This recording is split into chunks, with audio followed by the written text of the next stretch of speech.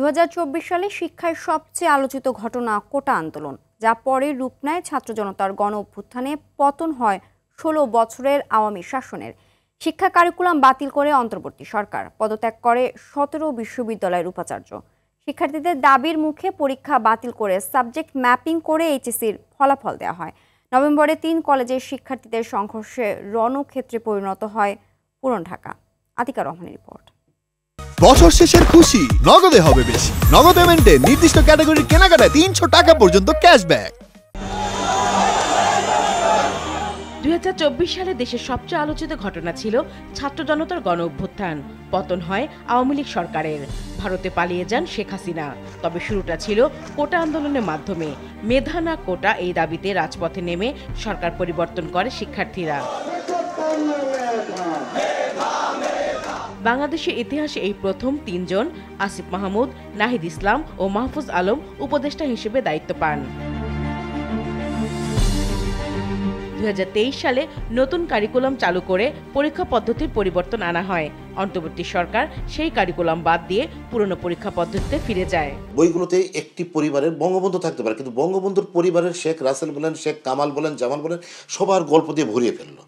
তাহলে কারিকুলাম আপনি যদি ডেভেলপ করেন, কারিকুলামের সাথে যদি আপনি ম্যাটেরিয়াল না দেন, শিক্ষক প্রশিক্ষণ না হয়, তাহলে সেটা কিন্তু মুক্ত করে পড়বে। অ্যাজ এ রেজাল্ট সেটি হয়েছিল। এবং সেখানে আরও একটু বড় গ্যাপ ছিল আপনার কথাটাতে, সে যে অ্যাসেসমেন্ট নিয়ে কী হবে। সরকার কারিকুলাম ইমপ্লিমেন্টেশনে গেছে, অ্যাসেসমেন্ট কীভাবে হবে সেটা ঠিক না করে, শিক্ষকও জানে না যে অ্যাসেসমেন্ট কীভাবে করতে হবে, শিক্ষার্থীও জানে না সে কীভাবে পরীক্ষা দেবে। এটা একেবারে হজবরল অবস্থা তৈরি করেছিল। এখন সেখানে থেকে এই সরকার এসে সাথে সাথেই এক বাক্যে কোনো মূল্যায়ন না করে পুরোটা বাদ, এটা হচ্ছে আর একটি হঠকারী সিদ্ধান্ত।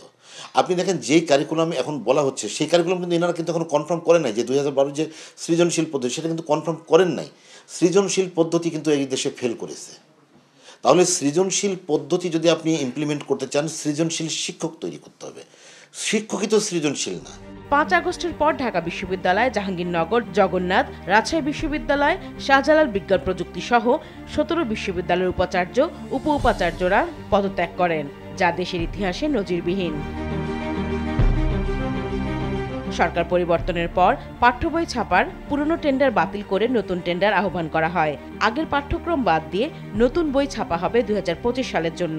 নতুন পাঠ্য বইয়ে বাদ দেওয়া হচ্ছে পুরনো অনেক অধ্যায়। বাদ পড়ছে শেখ হাসিনা ও তার পরিবারের সদস্যদের ছবি ও তাদের নিয়ে লেখা। যুক্ত হচ্ছে জুলাই বিপ্লবের শহীদদের আত্মত্যাগের কথা, গ্রাফিতি। যুক্ত হচ্ছে বিএনপির প্রতিষ্ঠাতা জিয়াউর রহমান ও 3 বারের প্রধানমন্ত্রী খালেদা জিয়ার ছবি। ঢাকার যাত্রাবাড়িতে গত 25 নভেম্বর শহীদ সোহরাওয়ার্দী কলেজ ও কবি নজরুল সরকারি কলেজের কয়েকশো শিক্ষার্থী ডক্টর মাহবুবুর রহমান মোল্লা কলেজে হামলা করে। অনেক শিক্ষার্থী আহত হয়। বছর জুড়ে রাজপথে নানা ইস্যুতে আন্দোলন করে 7 কলেজের শিক্ষার্থীরা। 5 আগস্টের পর তাদের অন্যতম দাবি ছিল ঢাকা বিশ্ববিদ্যালয়ের অধিভুক্ত বাতিল করা। তিতুমীর কলেজকে বিশ্ববিদ্যালয় করার দাবির আন্দোলন ছিল বেশ আলোচিত ঘটনা। এই ঘটনার সংঘর্ষে আহত হওয়ার ছবি সামাজিক মাধ্যমে আলোড়ন তোলে। শিক্ষার্থীরা সচিবালয় ঘেরাও করে দাবি তোলে পরীক্ষা বাতিলের। এরপর শিক্ষার্থীদের দাবির মুখে পরীক্ষা বাতিল করে সাবজেক্ট ম্যাপিং করে এইচএসসির ফলাফল দেয়া হয়। অবশিষ্ট পরীক্ষাগুলো বাতিল ঘোষণা করছি। অন্তর্বর্তী সরকার দায়িত্ব নিয়ে 14টি সংস্কার কমিশন গঠন করে কাজ শুরু করলেও এখনো গঠন হয়নি শিক্ষা কমিশন। শিক্ষাবিদরা বলছেন নতুন বাংলাদেশের জন্য অগ্রাধিকার দেওয়া প্রয়োজন ছিল। গার্মেন্টস সেক্টর, আপনি দেখেন আইটি, এগুলোতে কিন্তু আমাদের পর্যাপ্ত জনবল নেই।